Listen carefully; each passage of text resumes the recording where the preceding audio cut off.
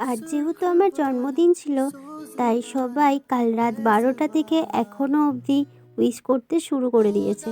সবার স্ট্যাটাস দেখতে দেখতে রাত একটায় শুয়েছি।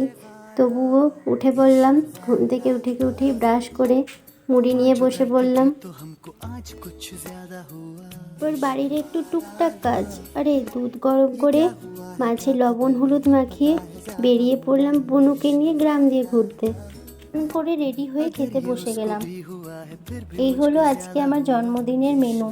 জন্মদিনের মেনুতে ছিল ভাত, শাক, বেগুন ভাজা, আলু ভাজা, পোস্ত, পায়েস, মাছের ঝোল, পুঁটি মাছের টক, কুরকুরে, তারপর ক্যাডবেরি।